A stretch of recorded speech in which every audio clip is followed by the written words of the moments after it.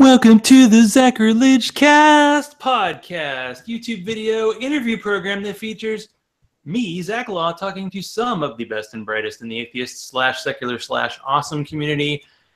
This is episode number 117, and we are recording live on October 24th, 2017.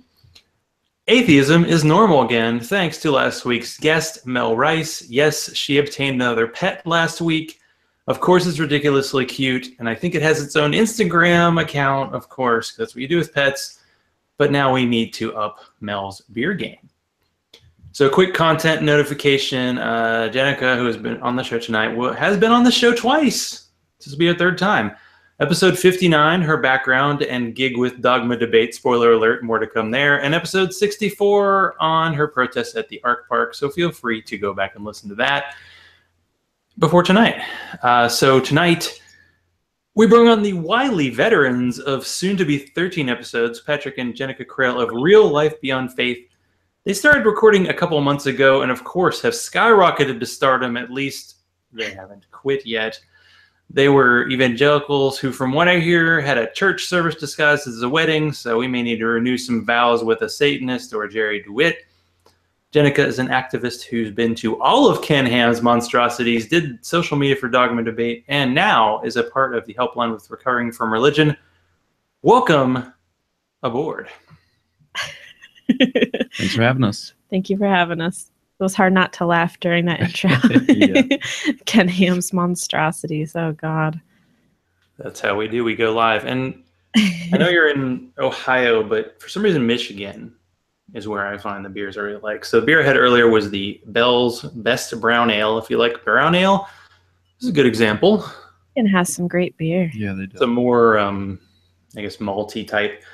And this one, you know, since we have a quality beard on tonight, and it took a beard to help propel you into podcasting. Founders Backwoods Bastard is a Scotch ale aged in oak bourbon barrels. Unfortunately, I will not be having that tonight because I want to make sense. We'll get to that. You have to try that one, though.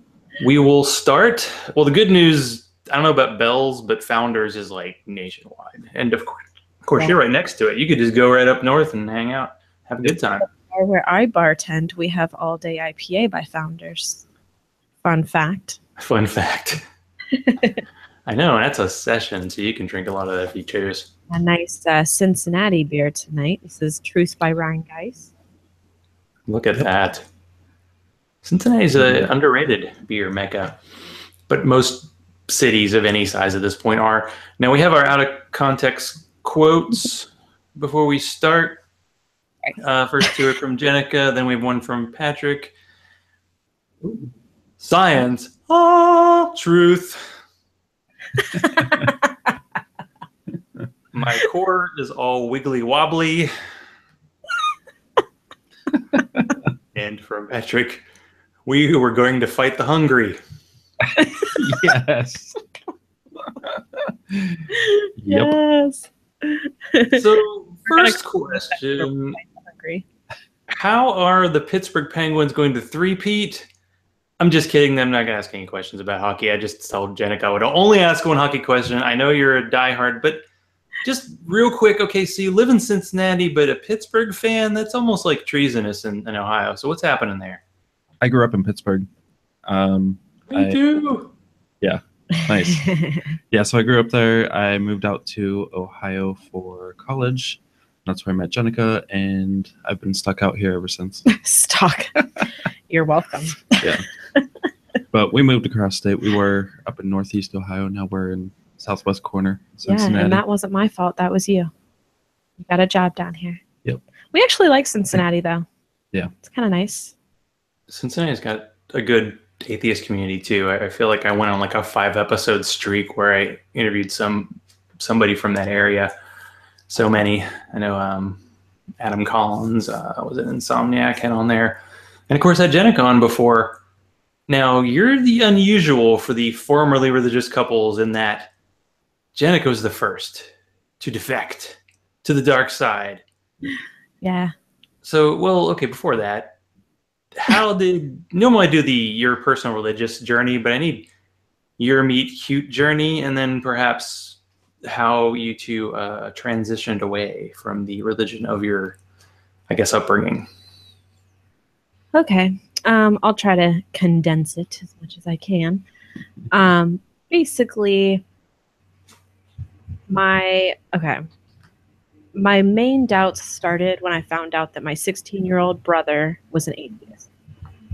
So for a lot of people, once you know somebody in your life who is an atheist, or like in the case of like people who don't believe in homosexuality, and then you have someone in your life who is gay, all of a sudden you have to start like, questioning where your beliefs are coming from. So I started questioning. And this would have been when you were 20? So if you were 16, you would have been 20? Yeah, I was 20. So I started questioning, and those questions grew and grew over the years until in 2015, when I was 27, I think, my dad came out as an atheist, and that rocked my world. And so I finally got to the point where I realized, like, I have to look into this for myself and, do the research and figure out the answers to these questions that are just driving me absolutely insane. I can't keep worshiping this God if I am questioning the whole original sin thing, and if I'm questioning whether he's good or not. And so I dug into the research on both sides, the atheist side, the apologetic side. And that was the trigger for both of us, actually. Yeah. And 2 months after my dad came out as an atheist, I realized that I was an atheist as well. It was very fast because I think I was finally ready to look at everything objectively, set my biases aside, and, possibly be wrong about it. And I think that was the really important thing, is coming to the conclusion that I could be wrong about this. And so, yeah, the first time I ever said that I was an atheist out loud was to a Jehovah's Witness lady that came to our door, and the rest is history. Yeah. And for me, I mean, I wasn't doubting as hard as Jenica before this all happened, but once her dad came out as an atheist, I kind of had to do the research as well. Like, I'm not just gonna, put my head in the sand while she does the research, and everyone around me is, doing their research. So I had to do it as well. I didn't come to my conclusion as quick as she did. A good part of that, I think, is because we had more time to do the research. We were in the middle of moving across the state. I was starting a job. I was a stay-at-home mom at that point. Yeah. So I wasn't able to do the research as fast. And I kind of dragged my feet a little bit too. Like, I was skeptical about everything, even the atheist side. So, well, especially. Yeah. So I would say about 5-6 months later, maybe not even, is when I finally came to that conclusion. Yeah. But the thing is, like, even though it took you a little longer, I admire you a ton for even looking into it in the first place, because there are a lot of people who will just like put their fingers in their ears and be like, la la la, I'm not listening to you. I don't want to look into it. Yeah. Please don't rock my boat. And you were like, I'll go along with you rocking my boat. And I really appreciated your openness and willingness to look into things yourself as well. Yeah. Well, when we were faced with that information from your dad, I mean, I felt like I had to take that journey myself too. Right. It's hard to ignore it. Yeah.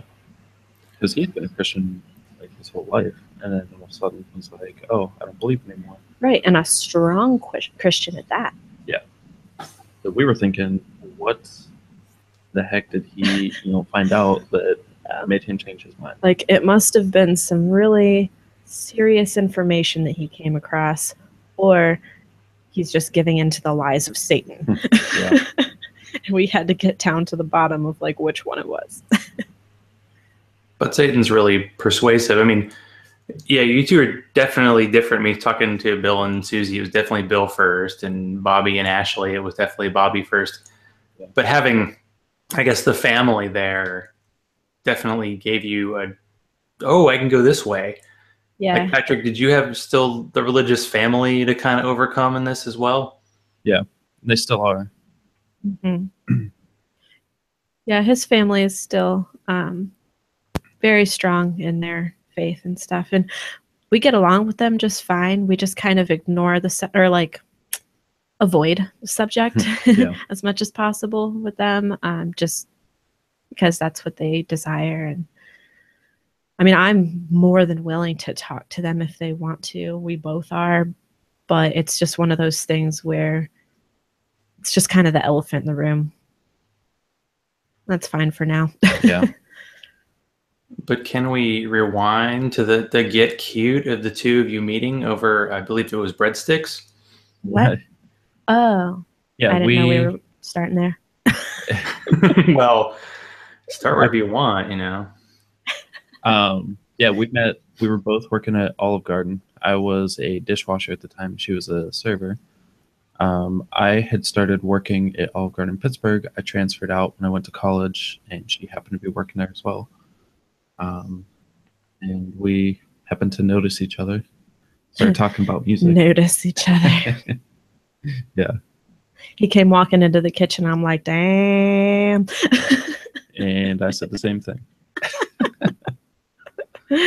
That's a pretty good meet cute right there. Yep. But we were both very strong Christians. Yeah. And so we tried really hard to be good boys and girls, but you know. Hey, there's something in the breadsticks. That's what they say. Yes, it was the breadsticks. I'm not gonna elaborate. Yeah. Well, Jenica, since you kind of started this out, when did you start doing your blog that has the name that kind of led to the podcast?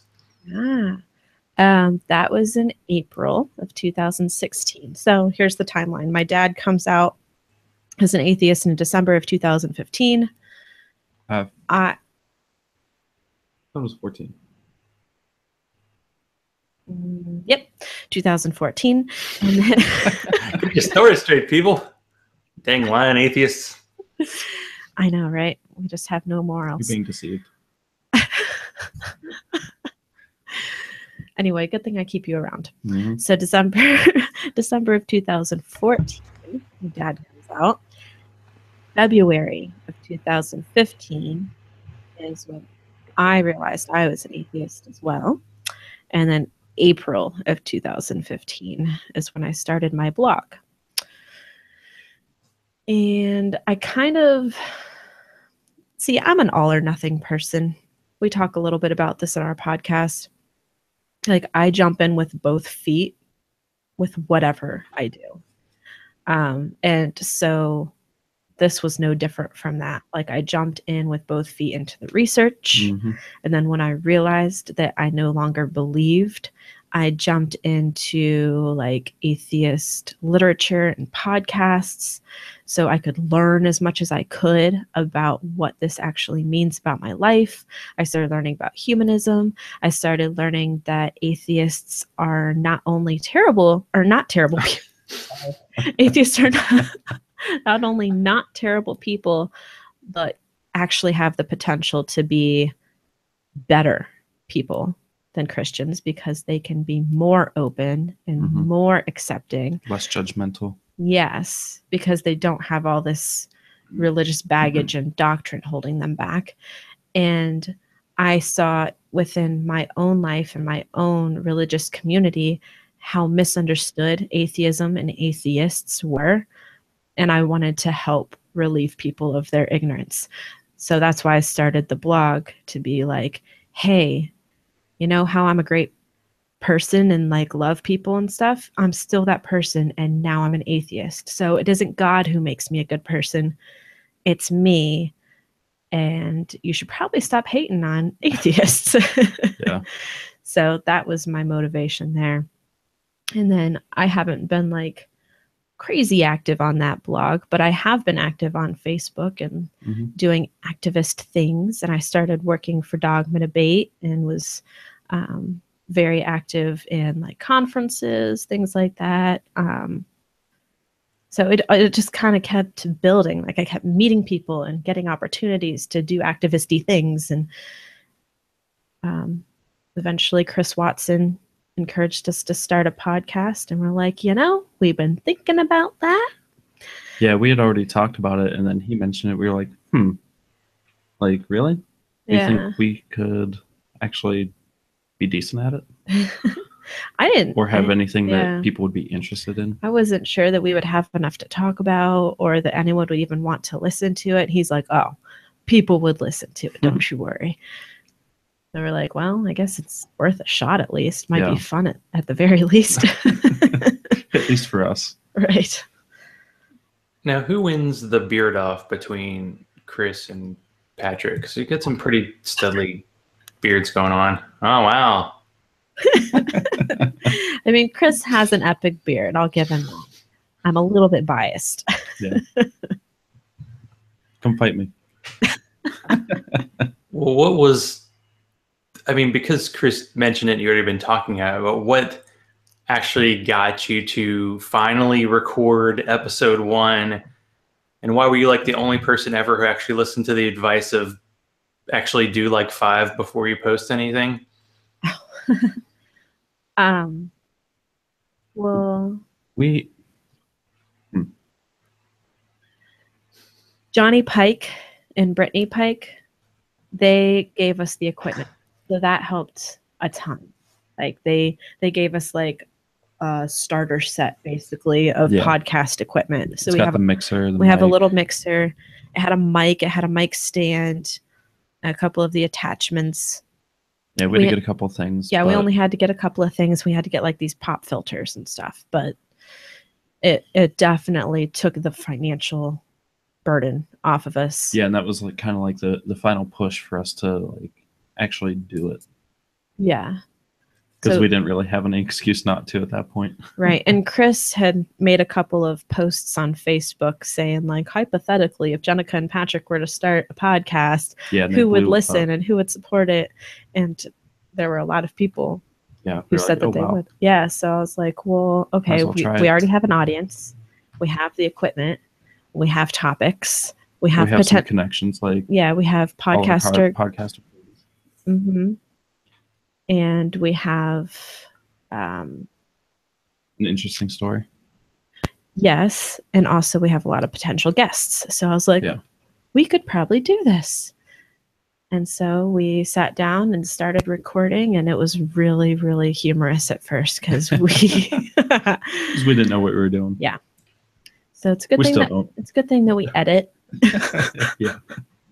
But we have some videos on Patreon of our silly recording shenanigans. Yeah.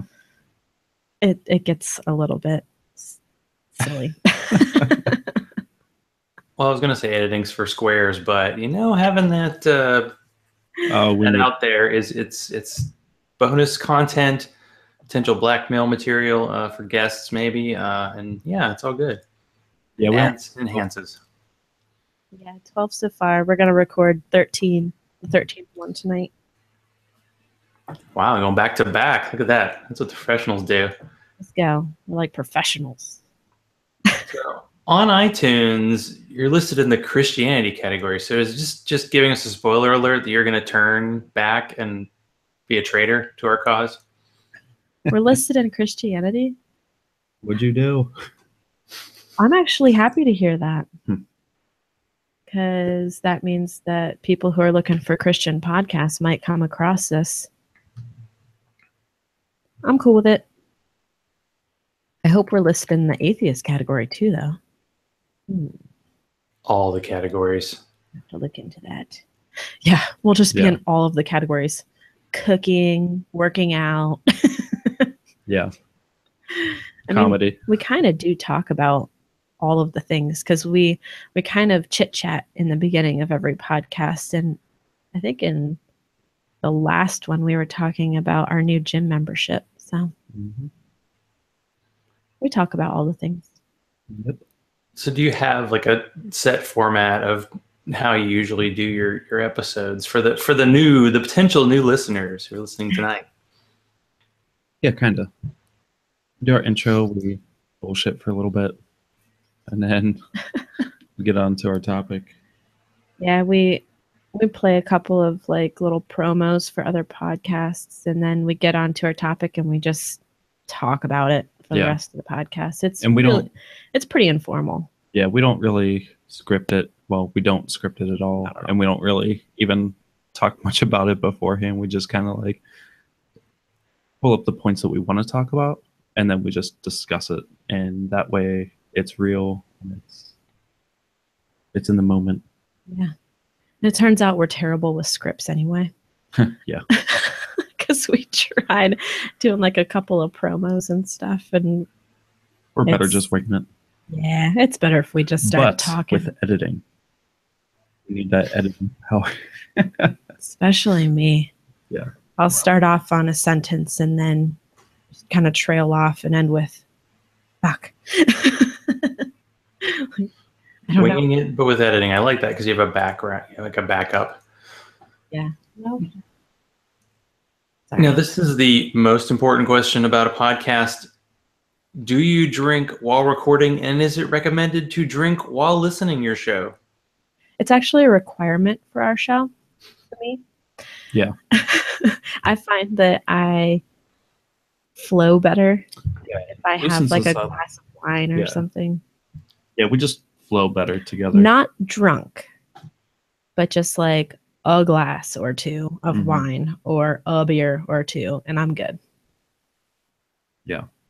Listening, when I edit, I'm not usually able to drink, so... Because he's at work. All right. Shh. But yeah. Multitasking. Yep. Sometimes when I'm at home, though, I will. Yeah. So what are some of your favorites of the local Cincinnati beers? Well, Rheingeist, what we're drinking right now. Mad Tree's good. Mad Tree, Moreline. 50 West is good. 50 West. Oh, Sam Adams is a Cincinnati beer. Did you know that? They're Boston beer. Do they brew out of? They probably have like. There might be a distributor or a brewery here. Listen, I heard this from a guy at my bar. It's truth, okay?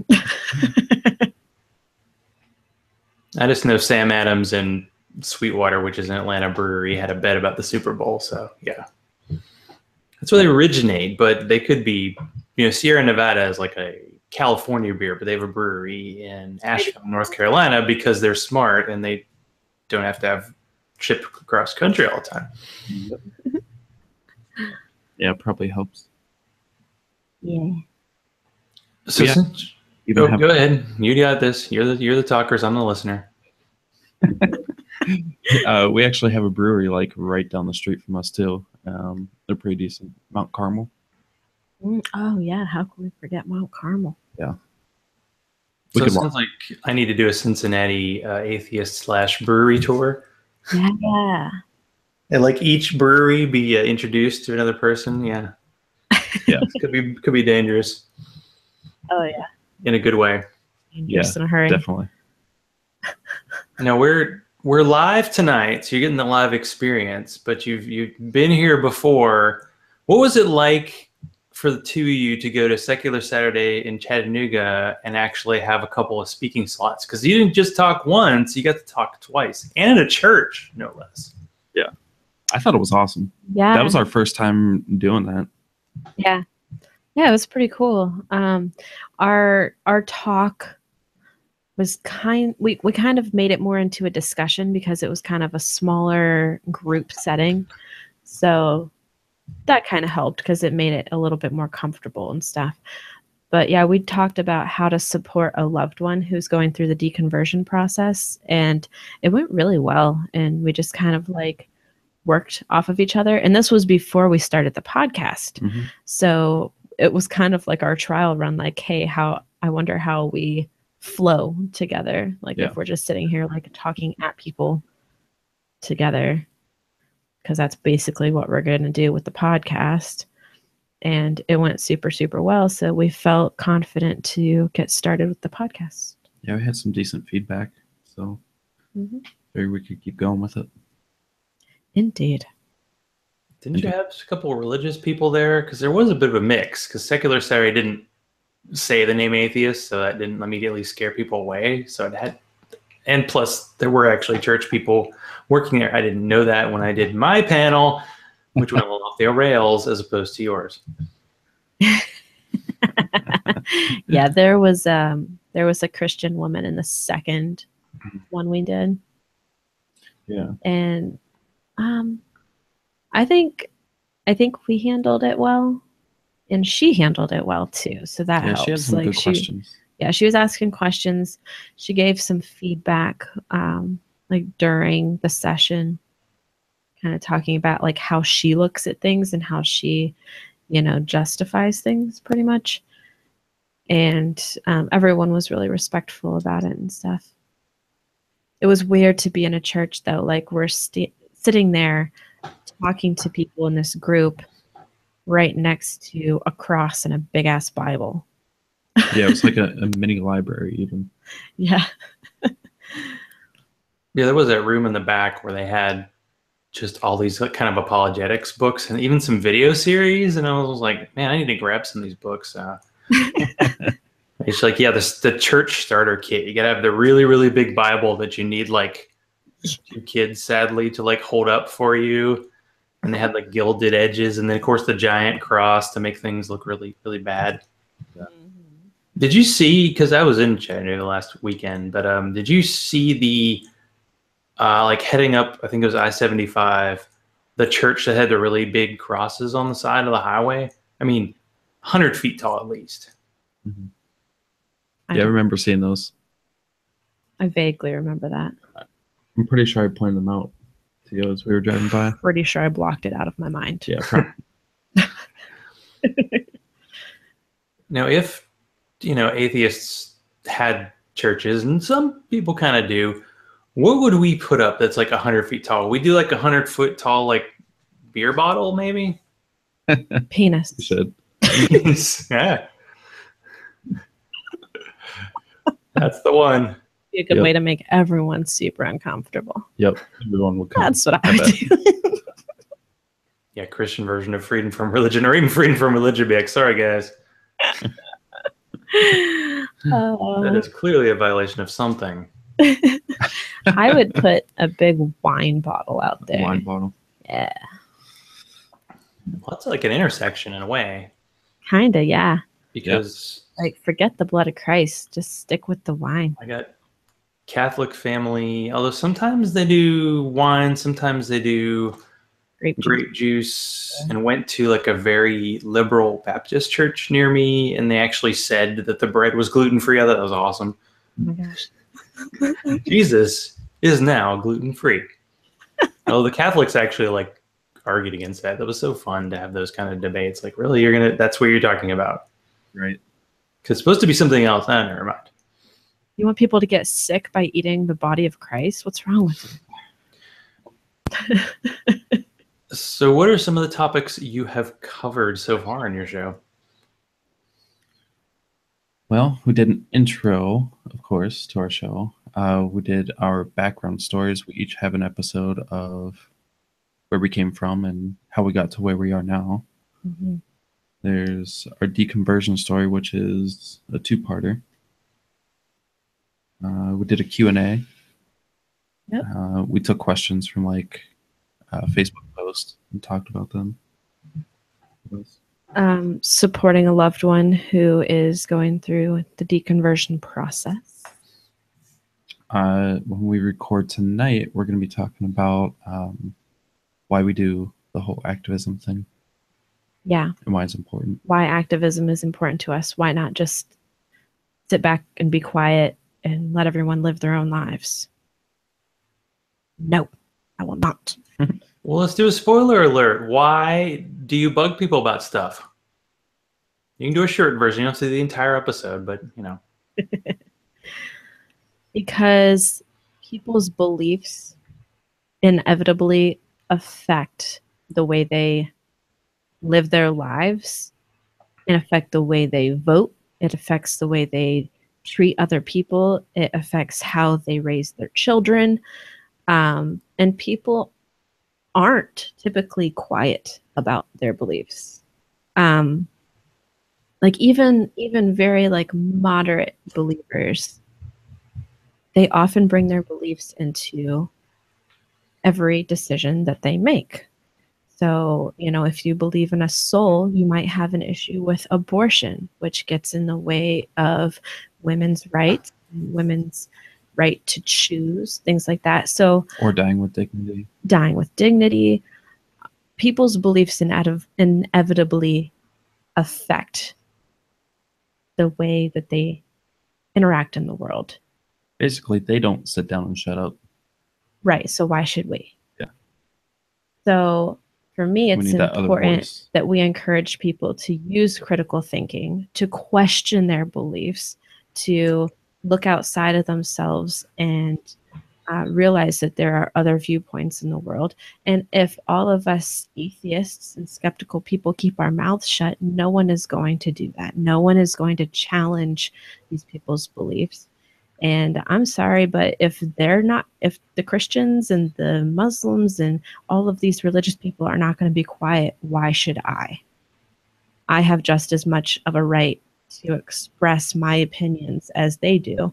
Just because what they believe they consider to be sacred doesn't mean that I should sit back and say, oh, okay, you know, you can believe whatever you want. Yes, they can believe whatever they want as long as they're not shoving it down other people's throats.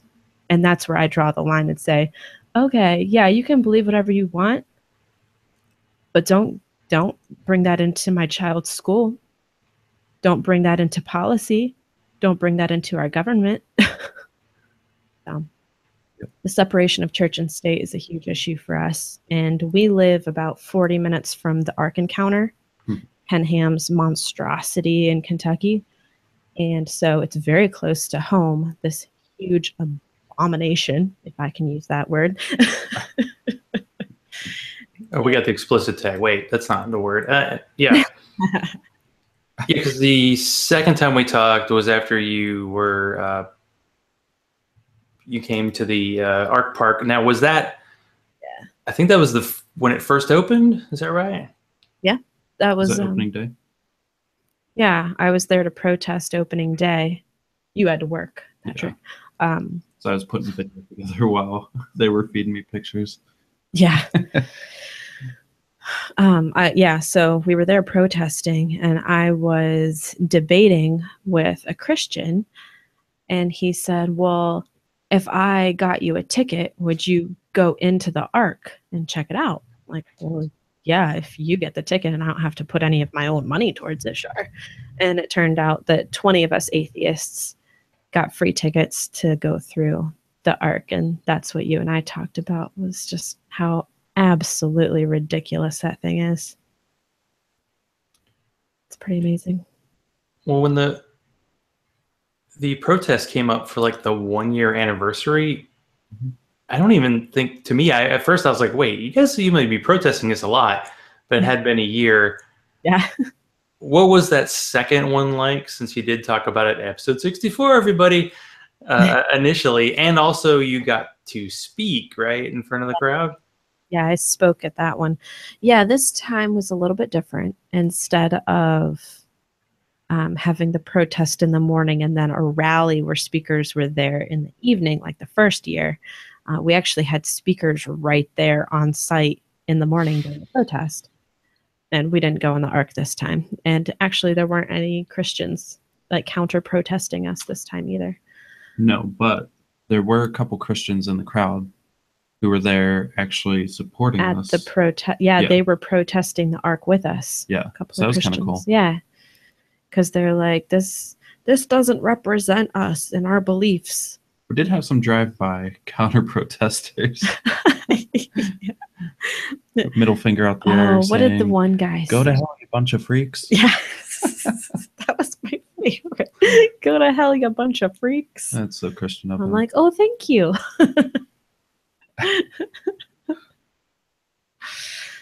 But yeah, it was good, and we marched 2 by 2 in front of the Ark. Only we weren't like male female. We were like same sex 2 by 2. And they were like encouraging us, if we were comfortable with it, to kiss each other,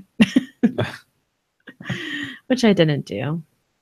But what's I was time? like, yeah, which kind are you? I feel like to have that discussion. Humankind. But you've also been to the Creation Museum. What's that? Yeah. And I don't know. Were you able to bring your kids to that one or not? We did. And did you want to bring your kids to that? A couple years ago now. Yeah, we went on Christmas Eve because it was free. Again, we didn't want to give them our money, so we're like, free ticket. All right, we're there. And the kids were so young; they don't even remember anything. But yeah, same ridiculousness. The funny thing is, they had these plaques on the wall where it would explain on one plaque what scientists say about a certain subject, and then on the other plaque would be what God's truth is. And the scientific plaque was actually like decently dead on. But then they would discount it. But then they're like, but that's crap. This is actually true. It's like, actually, I think you nailed it right here. Yeah, just stop right there. Yeah. And then, of course, like there's the whole like hallway to hell type deal where it like explains to you about the sin nature of human beings and how we're all destined for hell, but then Jesus steps in and saves our souls. And I'm just walking through it, like getting triggered. So it was like, oh God, this reminds me of my youth. Screaming and gnashing of teeth. Yeah. Like just the whole like fear aspect. Mm-hmm. It actually made me pretty mad. And then the whole dinosaurs there as well. Oh yeah, like dinosaurs with saddles. That was cute. Mm-hmm. Because Like dinosaurs were obviously around when humans were. Right.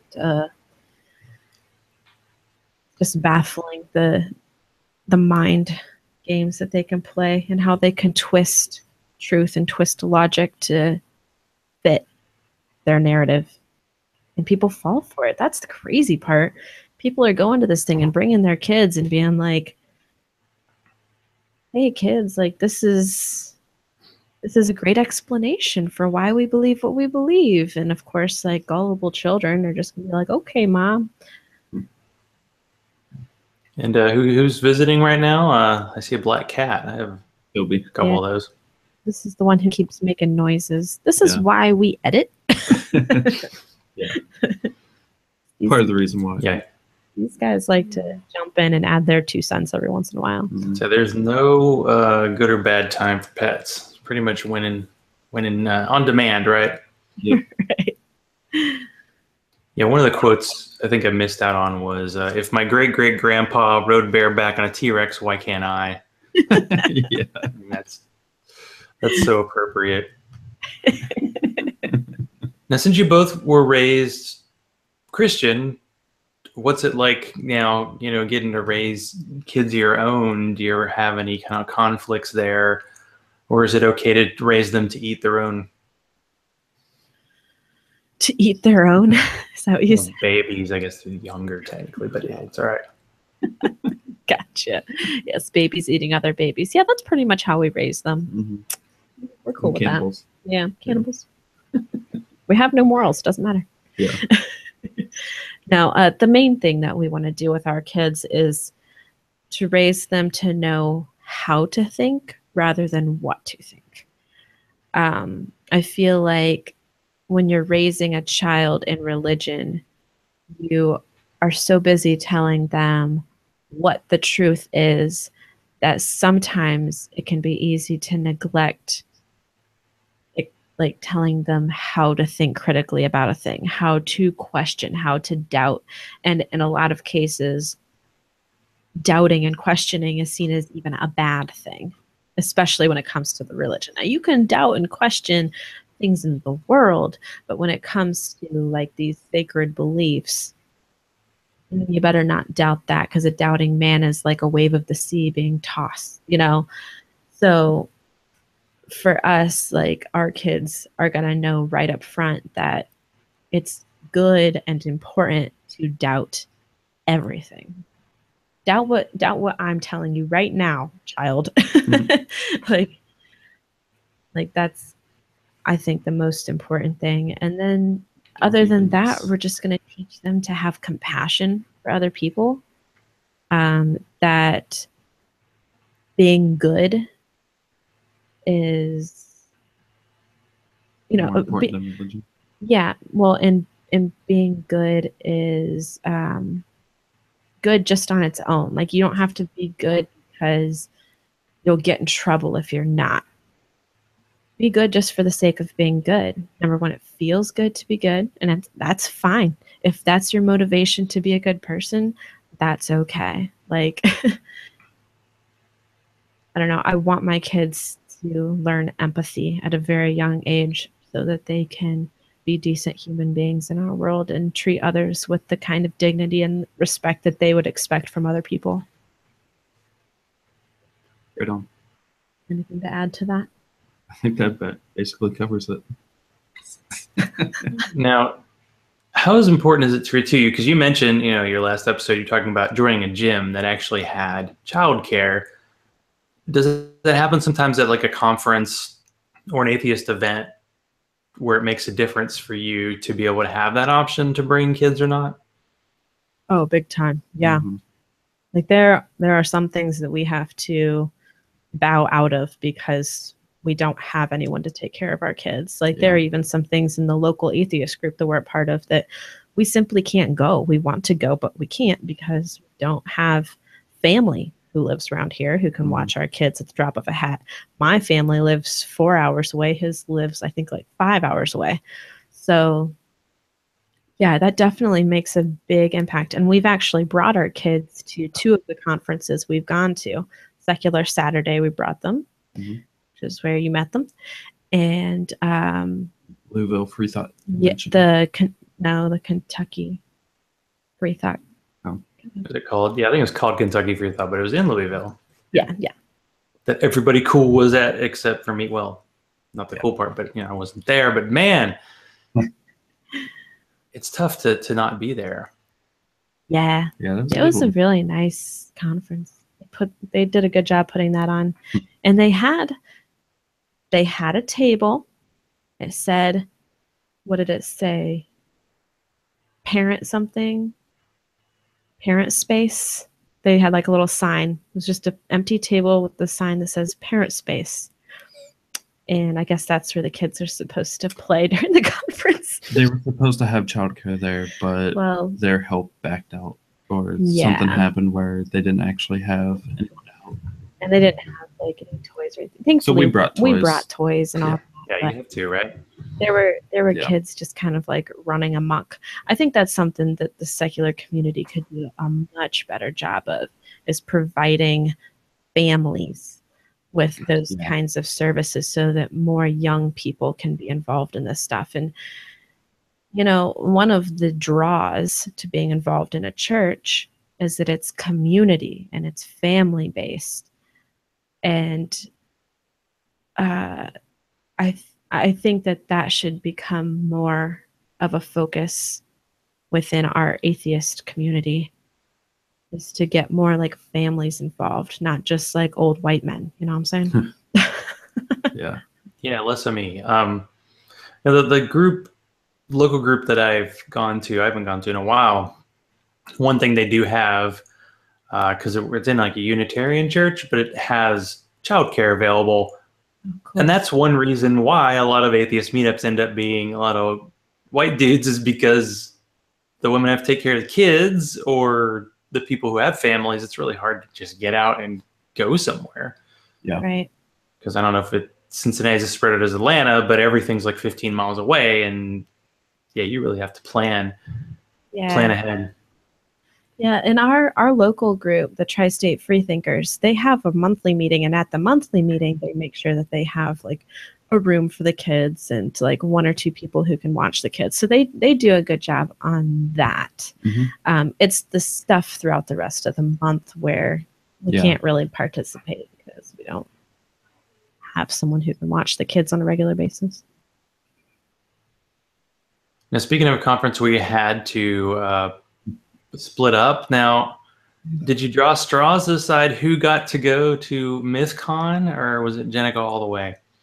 Well, when I originally decided that I wanted to go, or I was like thinking about going, was a few months beforehand, before any of the controversy or anything. We were at another thing, the Inciting Incident podcast 100th episode, which they had in Pennsylvania, and it was like this whole like deal. Anyway, Thomas Smith was there, and we're good friends with Thomas. And he said that the next time he was going to be like even somewhat close to here was going to be at the Myth Information Conference. And so I was like, oh, sweet. Well, maybe I'll try to go to that.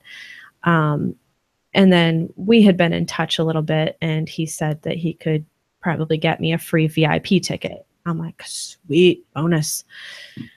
Well, then all of the controversy started, and I started hearing that the speakers that were invited were not exactly typical atheist conference invitees, and I started like wondering if I should even go. And then I found out that Thomas was going to be actually interviewing / debating Sargon of Akkad, which he's a shitty YouTuber, and well, I just call him Carl, but yeah, we all know who he is at this point, I think. Yeah, I think so too. And I realized like it might be a good idea for me, someone who already has a free VIP ticket, to go to be a support for Thomas. Honestly, I thought there would be more of us there to support Thomas than there were. There were a lot more Sargon supporters.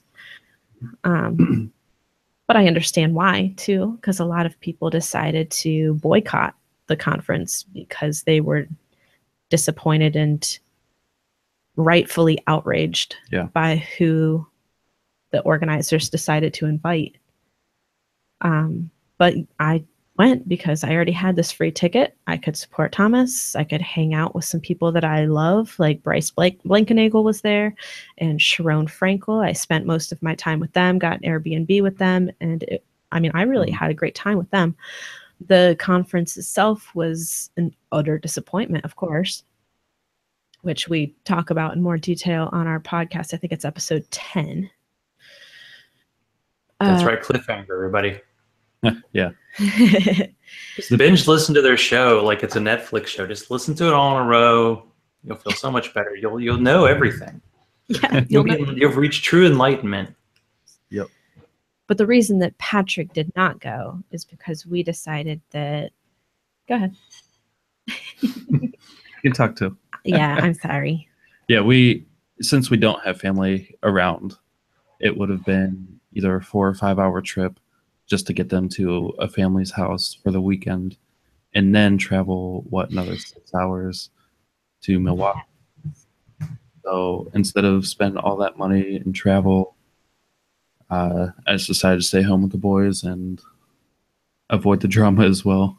Right. And Sharon Frankel, she's such a sweetheart. She actually used some of her travel points to get me a free flight to Chicago. And then, well, not free, she used her points. And then Bryce picked us up at the airport. So a lot of my expenses were covered on that trip. So it just made more sense for him to stay home with the boys and for me to go do my supporty thing and then come home. Sharon and Bryce, though, yeah, the two of them sounds like I think I saw pictures of Chicago pizza and maybe some beverages involved. But so this conference happened, and of course this week I'm like, oh, all right, Mythicist Milwaukee, maybe we don't need to talk about it anymore. But you were there, so oh wait, let's do it. Ken Ham, you were there. Were you there? You were there. was that? And what we're getting now is a lot of people arguing each other and not really listening, but I don't know what you'd hear if you did listen. But what was it like being at that VIP party and actually getting to talk to some Trump or Carl supporters? I want to hear what someone, boots on the ground, what it was like. Well, like you said, there were a few beverages involved, and by that point, some of my conversations are a little bit blurry. But I tend to go at like debate type things from more of a let's talk friend to friend angle. So I just kind of like hung out with a couple of these people and we just kind of discussed things. And it was just interesting to hear their perspectives and just to hear basically they live in a different reality than what I do. Like the way that they're looking at these things is just so out there. Like they are in their echo chamber. And to a degree, I recognize I'm in my own echo chamber because I didn't realize there were people out there who actually believe, and this plays into my privilege. I didn't understand like how crazy their mindset is and how just completely different their mindset is from where I come from, where people matter, like compassion matters, that, the whole transgender issue, they're more concerned with trying to figure out if it's like a mental illness or not than they are about making these people feel loved and accepted in our community. And to me, that's just mind-boggling. Like I can't even imagine having that mindset. And so just like realizing just how much work it's going to take to reach that fraction of our community. Well, I wouldn't even consider them in our community necessarily. That fraction of the atheist world that just lacks empathy and lacks compassion. And I don't know, it's hard really to wrap my mind around it.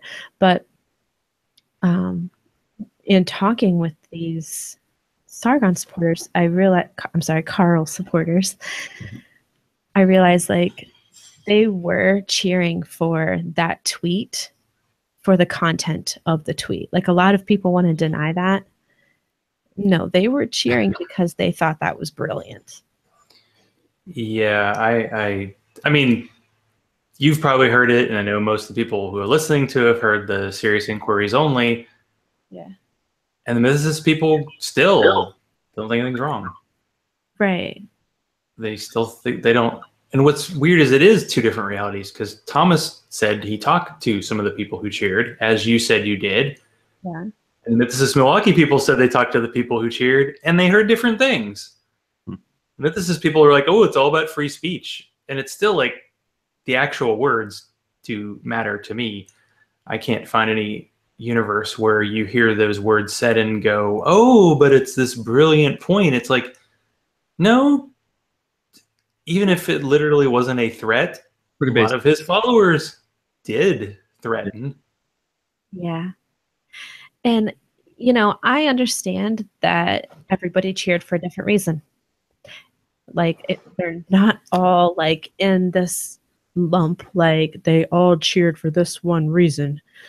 But the fact of the matter is, the thing that they cheered was sexual harassment. Their motives in this case don't fucking matter. Like, you cheered for something that is harassment. It's taunting the victim of sexual assault with a rape taunt. There is just nothing morally right about that. Yeah. And I think it doesn't matter. I think maybe some of that may have been a little bit of group mentality. Maybe like some people in the crowd heard some cheering and joined And, in. yeah, they wanted to support Sargon and, all their friends.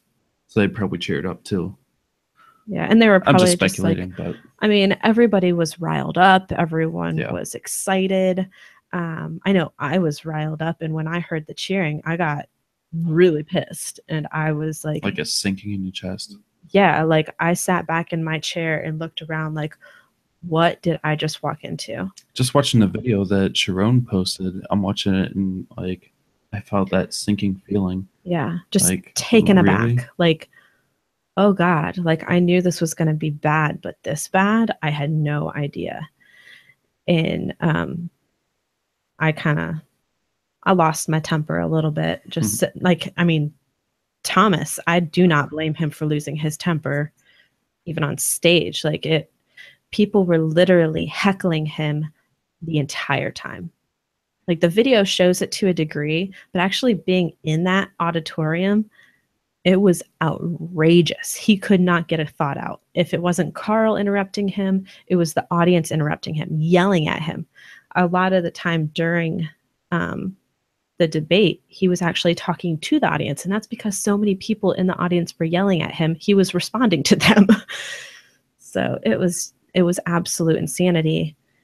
And I think he did the best that he could given the situation. And honestly, no one should be put in that situation. They should have at least had a moderator there if it was a debate. At least, yeah. That's what I heard. Like Matt Dillahunty actually moderated a debate that happened later, and I think the debate that happened later that was about Islam would have gotten a lot more traction had the whole Carl thing not happened, because not a lot of atheist conferences actually go there. They like, oh, let's have one token person talk about it.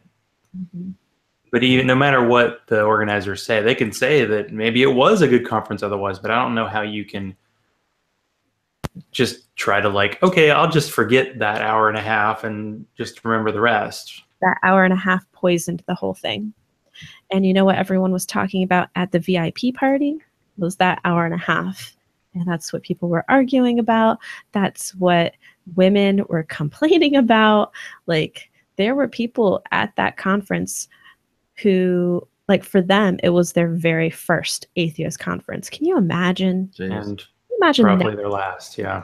Introduction into the atheist movement. And it was that made Thomas and myself and everyone else who was there who were supporting him, it made us glad that we were there, because otherwise, I mean, it would have just been shitlords and these people who came there to see an atheist conference and to hear like intellectual, intelligent discussions would have been like, really? This is atheism? Not impressed. So, there's one silver lining, I suppose. Yeah, we've almost got to the hour point. Let's go. I know you're recording another one after this because that's what you do, right? Yep. I guess when you get a little time, you just have to put as much show into it, right? Yep. Now, is there anything that I didn't cover tonight that you want to talk about? I don't think so. Listen to our podcast. Yeah. Real Life Beyond Faith. And we talk about all the things. Mm-hmm. But mainly gym memberships. Mainly what it's like to live life after you've left religion. Yeah. How it affects every aspect of your life. And our perspective on it as a couple who went through the deconversion together. Mm-hmm. Yeah.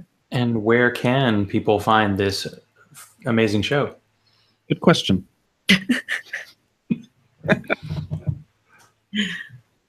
We're on Facebook. I don't know all the show is on iTunes, Stitcher, Google Play, basically anywhere you can find podcasts. You can find us on Facebook. We have a page, Real Life Beyond Faith.